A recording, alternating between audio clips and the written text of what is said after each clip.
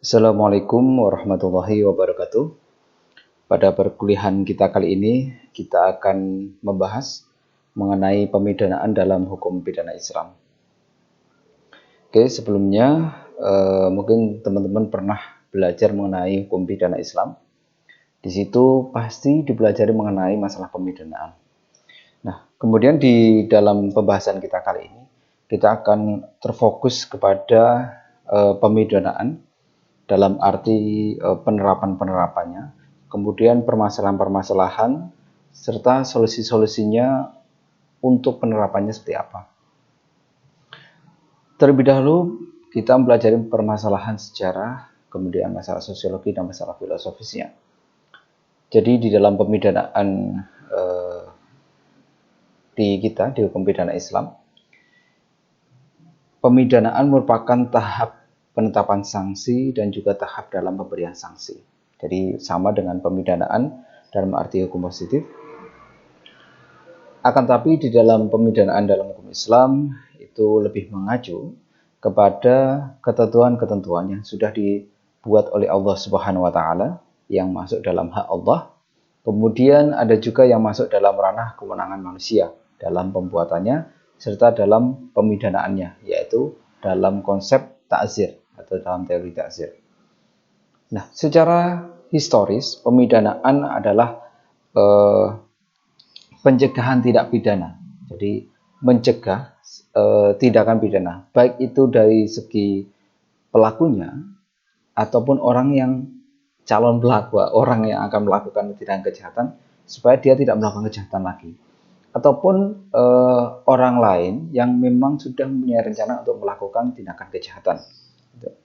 Itulah bahasanya di dalam pemidanaan ini ada sisi-sisi pendidikan yang ingin diselipkan, di mana di dalam Islam itu sendiri tidak serta-merta masalah pemidanaan ini diterapkan. Dalam artian itu melihat kondisinya seperti apa, kondisi masyarakatnya seperti apa saat itu. Kemudian ada tidak pengaruh dari pemerintah dalam hal menentukan pemidanaan. Karena memang ada beberapa hal yang itu menjadi kepentingan negara. Kemudian berkaitan dengan aspek sosiologisnya.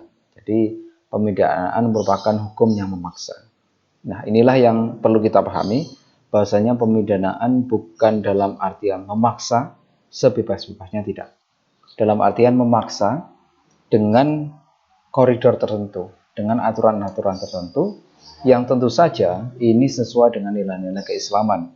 Dalam artian di situ ada perlindungan terhadap hak asasi manusia, di situ ada perlindungan terhadap masalah harta benda, kehormatan, baik itu dari sisi pelakunya ataupun dari sisi korbannya ataupun keluarga korbannya.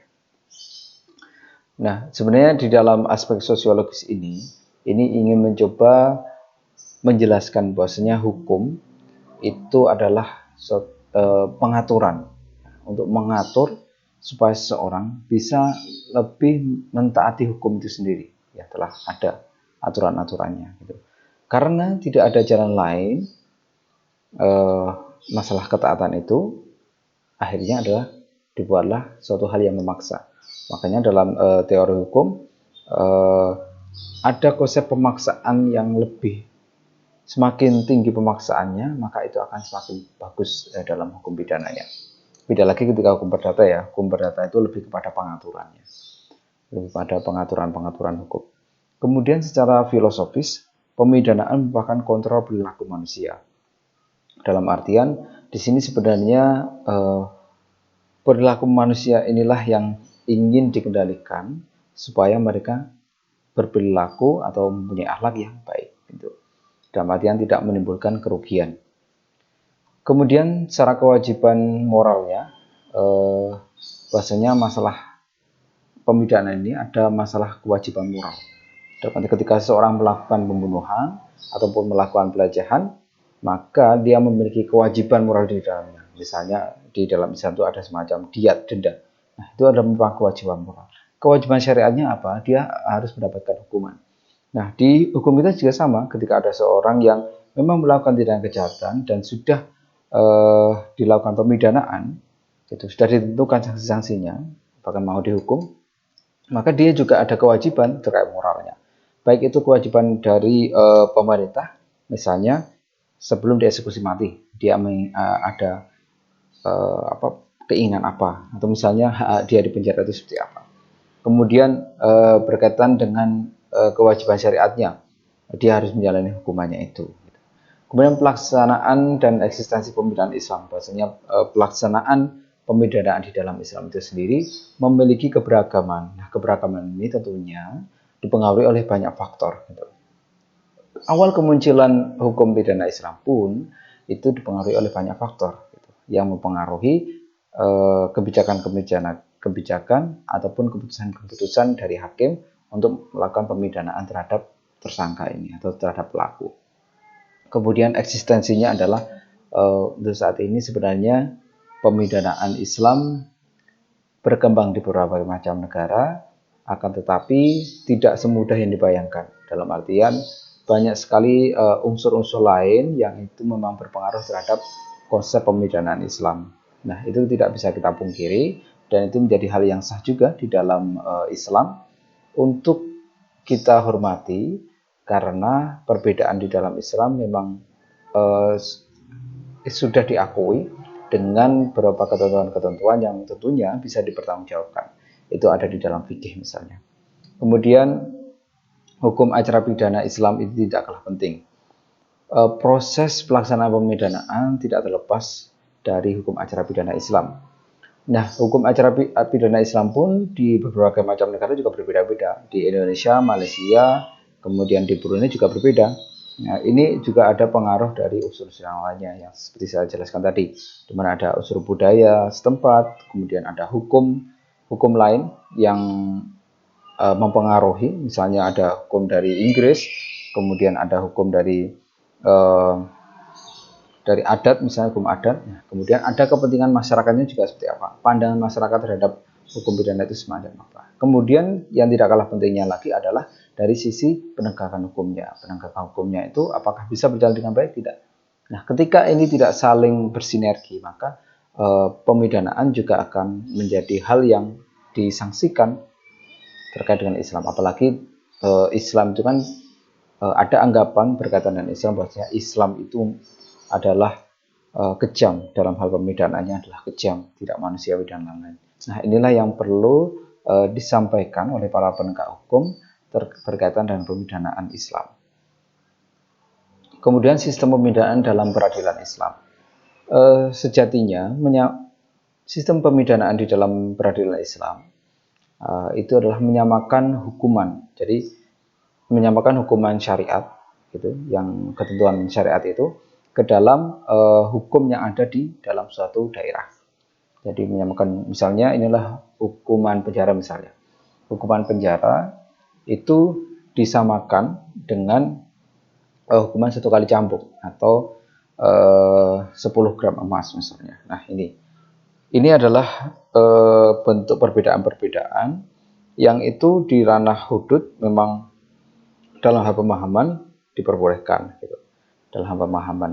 Nah, inilah yang sedikit berbeda di setiap negara. Kalau teman-teman belajar mengenai bentuk-bentuk pemidanaan di negara-negara yang menerapkan model peradilan Islam, maka akan timbul berbagai macam variasi-variasi ataupun model-model penghukuman-penghukuman gitu.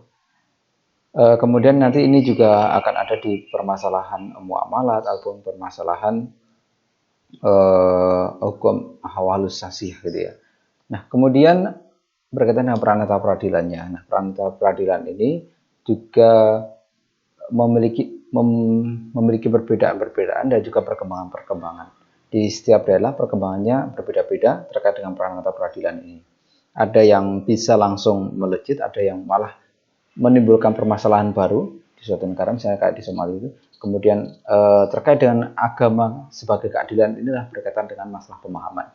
Pemahaman kita adalah agama itu harusnya menjadi sebuah pemicu keadilan ataupun menjadi sumber keadilan. Nah, kenapa sih di negara-negara yang menerapkan hukum pidana Islam atau misalnya di Indonesia, supaya tidak terlampau jauh, itu mengalami banyak kritikan, entah itu kritikan dalam segi peraturan-peraturannya, konon-kononnya, ataupun dalam segi model pemidanaannya, yang tidak mengandung konsep keadilan lah, kemudian itu malah justru menimbulkan permasalahan baru. Nah, inilah yang harus kita pahamkan, bahasanya agama itu intinya adalah ingin memberikan keadilan di dalamnya. Nah, keadilan inilah yang perlu kita pahami dengan kita mengambil nilai-nilai yang ada di dalam agama, kita mengambil di dalam Al-Quran dan Hadis dengan metode dan pendekatan yang benar, supaya apa? Supaya kita tidak salah dalam melakukan istinbat hukum atau membenarkan sesuatu. Jadi kebenaran kita adalah kebenaran yang sebenar-benarnya, bukan kebenaran berdasarkan ego kita, gitu, atau berdasarkan kepentingan kita. Jadi semacam itu. Maka kalau kita bisa semacam itu, maka hukum pidana Islam itu bisa mencapai keadilan, gitu. Kemudian dari penyampaiannya adalah masalah kepatuhan syariat. Jadi ketaatan hukum ini yang ingin dicapai sebenarnya, supaya seorang itu lebih taat terhadap hukum, gitu. Jadi apapun caranya itu, bagaimana seorang bisa taat hukum, gitu. Nah, koridor inilah yang di dalam Islam coba ditawarkan, yaitu dengan banyak pendekatan sebenarnya. Dengan melalui jalan hikmah misalnya, kita memberikan pendidikan pada mereka, rehabilitasi kalau sekarang ini, dengan memberikan kedekatan terhadap agama, itu bisa banyak sekali. Nah, ujungnya adalah apa? Supaya tercipta kemaslahatan di masyarakat, kemaslahatan terhadap lingkungan bisa lebih terjaga, kemudian negara bisa lebih tertata, masyarakat juga lebih sejahtera. Kemudian wewenang pemidanaan ada diberikan kepada hakim, pemerintah, pejabat, lembaga yang ditunjuk. Ini variatif ya untuk beberapa daerah. Kemudian seberapa pentingkah sih hukum pidana Islam? Pertama, yang perlu kita lihat adalah permasalahan politik. Masalah politik ini menjadi hal utama yang menentukan penting atau tidaknya hukum pidana Islam. Dalam artian, tidak semua bangsa, tidak semua daerah itu membutuhkan formalisasi hukum pidana Islam. Tidak. Ketika ada suatu daerah yang memang sudah menerapkan nilai-nilai dari hukum pidana Islam ataupun unsur-unsur pidana Islam, maka permasalahan ini bisa menjadi sebuah kebijakan bahwasanya tidak perlu membuat peraturan hukum pidana Islam, gitu. Nah, beda lagi kasusnya ketika itu menjadi hal yang harus, jadi formalisasi hukum pidana Islam itu harus. Nah, ini tergantung nanti pemerintah semacam apa. Makanya ini sangat penting sekali untuk kita melihat politiknya itu semacam apa. Jadi politik hukum pidana Islamnya itu seperti apa. Apakah hukum pidana Islam cukup menjadi bentuk hukum pidana Islam yang itu masuk dalam perundang-undangan, dan posisinya juga seperti apa. Kalau di Indonesia itu kan posisi dari konon di Aceh itu adalah lex specialis, gitu, dimana posisi peraturan-peraturan di KUHP, di Kitab Undang-Undang Hukum Pidana kita, itu memuat bidang-bidang tertentu yang itu tidak ada di dalam konon Aceh, gitu. Nah, itulah. Nah, akhirnya adalah apa? Ada semacam keterbatasan di dalamnya. Kemudian yang selanjutnya adalah sistem negara. Nah, sistem negara itu juga sangat penting untuk kita lihat dalam melihat hukum pidana Islam perlu tidak, gitu. Ketika sistem negaranya memang mendukung hukum pidana Islam itu diterapkan, maka bisa. Nah, ketika sistem negaranya memang tidak mendukung hukum pidana Islam, maka cukup dengan nilai-nilai saja atau dengan sebagian saja yang bisa disentuh. Kemudian hukum pidana Islam atau kemudian hukum pidana. Nah, hukum pidana ini kan banyak unsurnya sebenarnya, unsur-unsur lain-lain inilah yang nanti akan mempengaruhi hukum pidana. Ketika ada hukum pidana nasional, apakah kemudian hukum pidana Islam akan dipaksakan di dalamnya? Tentunya tidak. Kita harus bisa berkompromi. Jadi hukum itu harus bisa menjadi satu kesatuan, di mana itu bisa saling membantu, bisa saling memberi masukan. Jadi tidak hanya hubungan kita dengan orang lain ya, terkait dengan ini, tapi antara hukum itu pun juga memiliki keterkaitan. Selanjutnya adalah tantangannya masa kini terkait hukum pidana Islam itu apa sih? Nah, dalam hal pemidanaan, ini yang tidak kalah penting adalah permasalahan kewajiban. Jadi pemenuhan kewajiban-kewajiban dari pelaku atau itu dari keluarga korban atau dari korban itu menjadi sangat penting sekali. Ketika ini sudah terpenuhi, maka permasalahan pemidanaan itu tidak menjadi masalah lagi. Dalam artian nanti pandangan masyarakat akan berubah dengan sendirinya. Memandang hukum pidana Islam itu adalah hukum yang memiliki konsep-konsep kekinian yang sesuai dengan kebutuhan masa kini, di mana misalnya orang lebih membutuhkan permasalahan keamanan, permasalahan keadilan, lalu masalah privasi itu perlu dijaga juga gitu. Misalnya kita bersiul atau itu ada anggapan yang lain, bersiul masuk ke dalam suatu tindakan pidana. Nah, jangan sampai kita memahami secara tekstual hukum pidana Islam. Jadi apa yang ada di situ, apa yang kita terapkan tidak. Banyak sekali ilmu-ilmu yang lainnya yang bisa membuat kita lebih bisa memahami hukum pidana Islam. Gitu. Makanya dalam kita belajar itu kan tidak satu keilmuan saja. Gitu. Kalau bisa kita juga belajar ilmu pendukungnya, atau lebih baiknya lagi kita belajar ilmu yang lainnya. Gitu. Kemudian hak-haknya, kita juga harus bisa memberikan hak terhadap kesemuanya. Jadi dari penegak hukum memberikan haknya ketika melakukan penangkapan, pemeriksaan, kemudian hakim juga memberikan haknya kepada pelaku, kepada korban, gitu. Jadi sesuai, ada semacam kesesuaian. Kemudian masalah keadilan ini memang sedikit ada perbedaan di dalam Islam ataupun di dalam hukum pidana saat ini, hukum pidana nasional misalnya, ataupun hukum pidana internasional. Nah, konteks keadilan tentunya ini disesuaikan dengan kebutuhan masyarakat. Konsep keadilan yang hidup sekarang itu seperti apa? Nah, Islam pun sebenarnya mengakomodir itu. Konsep keadilan di dalam Islam itu tentunya melihat konsep budaya juga. Jadi nanti itu dalam hudud akan masuk ke dalam ranah pemahaman, gitu ya. Bukan masuk ke dalam ranah ketentuan ya, karena ketentuan itu adalah sudah qat'i, sudah tetap. Kemudian politik hukum nasional, ada namanya overgeladen ataupun pembiaran. Nah, ketika ada pembiaran dari negara terhadap hukum-hukum yang hidup di dalam suatu daerah yang di bawah naungan negara tersebut, ataupun ada di wilayah internasional gitu ya, maka itu memberikan peluang bahasanya hukum pidana Islam itu bisa diterapkan, gitu, bisa diterapkan kalau kita bisa masalah penerapan. Kemudian ada namanya erkening, artinya pengakuan. Jadi hukum pidana Islam itu ya diakui. Nah, pengakuan inilah yang mengakibatkan hukum pidana Islam bisa lebih berkembang. Gitu. Jadi sebenarnya banyak peluangnya, banyak peluang. Lalu masalah pergesekan. Jadi masalah pergesekan ini apakah bisa timbul atau tidak sih dengan adanya hukum pidana Islam? Nah, coba kita lihat di sini. Yang pertama adalah adanya syariat Islam. Syariat Islam tentunya ini berisi permasalahan-permasalahan, ketentuan-ketentuan, contoh-contoh kasus dan lain berkaitan dengan hukum pidana Islam. Kemudian ada hukum nasional. Hukum nasional tentunya nanti akan ada perbedaan dengan hukum syariat. Lalu selanjutnya adalah masalah eksistensi negara. Eksistensi negara ini juga nanti penentu apakah ini akan diberi ruang atau tidak syariat Islam. Apakah akan ditonjolkan tidak syariat Islam. Gitu. Jadi negara itu sangat berperan penting dalam masalah syariat Islam, mau diterapkan saja atau mau diambil sebagian, atau ini mau dijadikan satu, gitu, jadi menjadi satu kesatuan antara hukum nasional dan hukum syariat, atau ini dipecah atau ada yang ditiadakan. Gitu.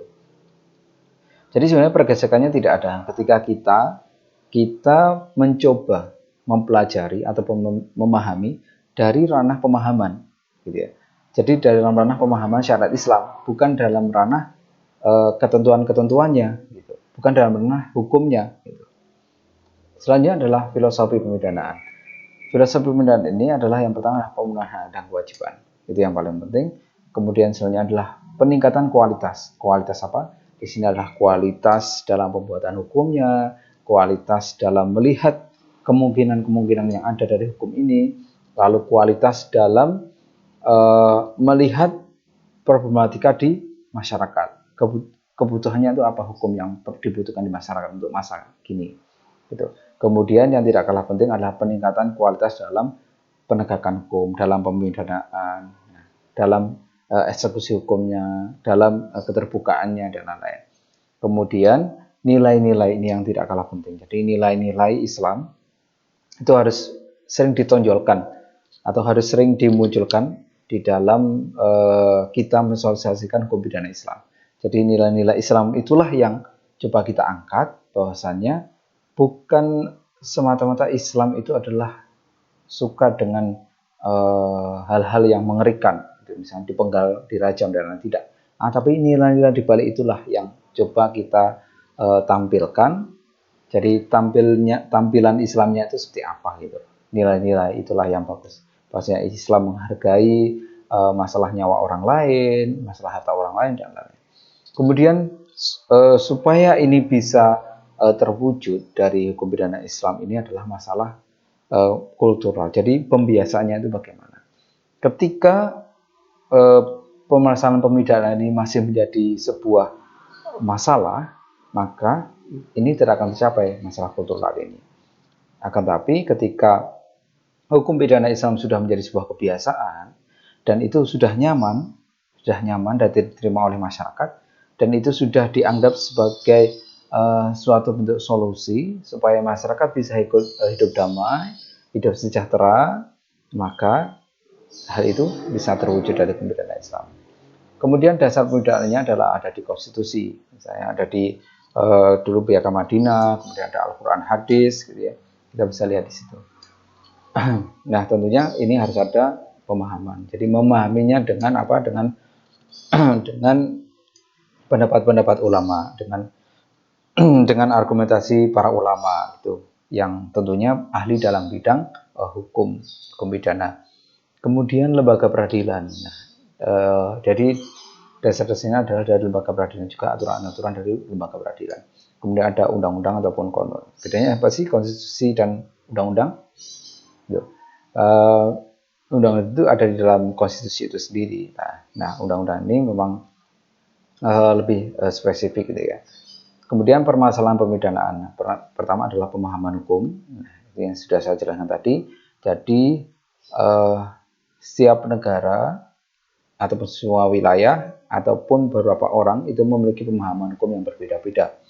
Makanya di fikih itu kan banyak sekali perbedaan-perbedaan dalam memahami sebuah hukum atau model pemidanaan di dalam hukum pidana Islam. Gitu. Karena disesuaikan juga dengan kondisi masyarakat, dengan kondisi politiknya, sosialnya bagaimana. Itu pemahaman itu sangat penting sekali. Sehingga memunculkan model-model penerapan pemidanaan yang berbeda-beda. Gitu. Kemudian dukungan pihak lain. Jadi dukungan pihak lain ini merupakan bentuk eksistensi dari hukum pidana Islam. Ketika ada dukungan dari pihak lain atau dari hukum lain, maka hukum pidana Islam bisa lebih berjalan atau bisa lebih diakui. Gitu. Baik segi penerapannya, kita tidak bicara masalah modelnya sekarang seperti apa ya, karena itu bermacam-macam. Yang perlu kita pahami di sini adalah mereka memiliki pemahaman yang berbeda-beda, dan yang perlu kita lakukan di sini adalah kita mencoba memahami hukum pidana Islam atau pemidanaan di dalam Islam itu harus sesuai dengan nilai-nilai keislaman. Kemudian fikih. Nah, fikih ini merupakan model penyelesaian hukumnya, dan yang terpenting di dalam fikih itu adalah kita memahami tujuannya. Jadi kita memahami tujuan dari pemidanaan itu apa sih gitu. Kemudian masalah modelnya itu tidak menjadi permasalahan karena ada orang yang bertanggung jawab di dalamnya. Siapa yang bertanggung jawab? Ya para mujtahid, kemudian para ahli-ahli fikih yang menentukan berbagai macam jenis pemidanaan gitu. yang tentunya itu ada semacam kesesuaian dengan kebutuhan masyarakat, dengan masalah masalah budaya. Kemudian ada persoalan internal dan eksternal. Ini mengacu kepada masalah pandangan terhadap hukum pidana itu sendiri, di mana persoalan internal ini adalah memandang hukum pidana itu dari segi ketentuan-ketentuannya, dari segi peraturan-peraturannya, bahwasanya itu misalnya terlalu kejam dan wah itu tidak manusiawi, wah itu menghilangkan nyawa orang lain gitu, yang melanggar HAM dan lain-lain. Nah, secara eksternalnya itu apa? Secara eksternalnya adalah pandangan dalam segi penerapannya gitu, dalam segi penerapannya dan secara keseluruhan ini biasanya pandangannya. Jadi misalnya syarat Islam itu tidak konseptual lagi untuk diterapkan di masa sekarang gitu. Jadi ada anggapan semacam itu. Nah, kemudian pembedaan yang efektif adalah bisa melihat dimensi politiknya, menyesuaikan dengan dimensi ekonominya, dimensi sosialnya, dimensi budayanya, dan dimensi hukumnya. Nah, kemudian jenis-jenis pemidanaan ini yang ada, misalnya di Aceh itu adalah khamr, maisir, kemudian ada kholwat, ikhtilat, zina, pemerkosaan, khozaf, liwat, musahaqah gitu ya. Tentunya teman-teman sudah pernah belajar ini ya. Jadi yang perlu kita lihat di sini sebenarnya bukan permasalahan ini ada khamr, maisir, khawat dan lain-lain, ini tidak. Akan tapi inilah bentuk yang coba diterapkan di suatu daerah. Dengan landasannya apa? Kenapa tidak diterapkan semuanya? Gitu. Itu kan menjadi pertanyaan. Karena ada semacam pemahaman-pemahaman, ada intervensi dari pihak lain, dari hukum lain. Gitu. Misalnya di Indonesia ada hukum nasional, karena ini menjadi lex spesialis. Nah, ada semacam batasan-batasan tertentu yang itu memang tidak bisa disentuh. Nah, bagaimana kita itu melihat atau bisa berkompromi terhadap negara? Makanya tidak semua ini diterapkan. Gitu. Makanya dan ini ketentuannya tentunya disesuaikan dengan hukum nasional juga, dengan hukum di sekitarnya, di adat. Jadi adatnya itu seperti apa? Tuh, misalnya ini ada masalah musahaqah gitu ya, masalah lesbian. Nah, lesbian itu kan di Indonesia tidak dipermasalahkan masalah lesbian ataupun liwat ini. Jadi homo ya. Kalau pemerkosaan itu maksudnya itu masuk dalam hukum pidana kita.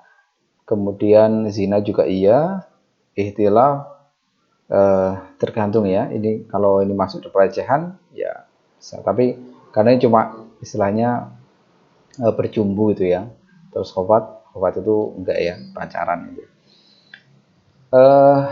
Nah, inilah yang dilihat dari hukum pidana Islam, penyesuaian ini. Kemudian ada pemidanaan dalam hukum pidana Islam. Yang pertama adalah pemidanaan pokok atau serious crime, ataupun jenis kejahatan yang sangat serius gitu. Nah, ini kita bisa lihat misal di hududnya. Jadi misalnya di hudud kan cambuk gitu ya. Nah, misalnya contohnya itu di Aceh. Jadi pelaku zina muhsan kan harusnya dirajam gitu ya. Hanya dirajam, maka tapi di sana cukup dicambuk gitu. Nah, ini alasannya kenapa sih? Apa ini? Padahal hudud itu kan qot'i ya gitu ya. Qot'i. Nah, alasannya ini nih. Alasannya adalah hudud dapat dipahami berbeda-beda. Nah, ini karena pengaruh apa? Pengaruh sosial, budaya, perkembangan zaman. Nah, ini yang menguatkan tentunya para ulama. Para ulama dengan alasan ini. Kemudian ada otoritas pemerintahan melalui ta'zir. Jadi ta'zir itu yang ta'zir utama adalah cambuk, denda, penjara, restitusi gitu. Terus yang ta'zir tambahan itu adalah pembinaan oleh negara, kemudian pengembalian ke orang tua, lalu perampasan barang, terus disuruh kerja sosial. Nah, itu sebenarnya banyak sekali ta'zir itu bisa masuk ke ranah apapun. Makanya ini memiliki kesamaan dengan hukum negara, entah itu negara manapun. Ini banyak kesamaan, bisa kita sama-samakan gitu. Nah, kemudian negara Islam itu yang di dalamnya harus sering dengan syariat, fikih dan kita jangan beranggapan negara Islam itu secara formalitas tidak ya. Kita beranggapan secara substansial saja, bahasanya sistem hukumnya harus terbuka. Itu yang paling penting. Jadi ada judicial review-nya, ada legislative review-nya. Jadi tidak hanya kita bisa mempermasalahkan dalam segi peraturan-peraturannya, tapi dari segi kasus-kasus. Jadi kasus-kasus yang ada itu bisa kita legislatif reviewkan, gitu. Itulah yang perlu kita pahami di sini. Jadi keterbukaannya tidak hanya semata-mata dalam segi peraturannya, dalam segi perundang-undangnya, tapi keterbukaan di luar dari undang-undang pun juga terbuka, gitu. Dalam pemahamannya, kemudian dalam hal kebijakannya. Kemudian kesatuan hukumnya ini kalau Fuad ya, kalau Pak Fuad itu menerangkan tentang hukum, tentang pembagian dari kesatuan hukum ini adalah hukum yang berlaku di Eropa Barat. Jadi hukum Eropa kontinental, nanti ada ya hukum Anglo-Saxon, kemudian ada yang di hukum sosialis, ini yang bekas Rusia atau Uni Soviet, kemudian ada hukum adat atau hukum kebiasaan atau hukum kedaerahan. Nah, inilah yang pentingnya kesatuan-kesatuan dalam artian hukum tidak berdiri sendiri, ada pengaruh yang lainnya. Di Indonesia pun penggunaan hukum yang KUHP ini masih harus dipengaruhi oleh hukum yang lain, gitu. Kemudian Marx Engels itu mengatakan ada civil law system, common law system, middle age system, far age system, social law. Jadi ini menunjukkan bahwasanya hukum tidak berdiri sendiri dan hukum sangat dipengaruhi oleh hukum-hukum yang lainnya. Gitu. Makanya yang ingin kita capai di sini adalah permasalahan kemaslahatan. Gitu. Jadi semuanya yang bisa diambil, coba kita ambil sebagai sebuah kesatuan hukum. Gitu. Makanya itu hukum pidana Islam kontemporer itu memposisikan sebagai penguat dari sistem hukum yang ada, misalnya sistem hukum nasional. Nanti posisinya sebagai subsistemnya, gitu. Oke, begitu saja perkuliahan kita pada siang kali ini. Wassalamualaikum warahmatullahi wabarakatuh.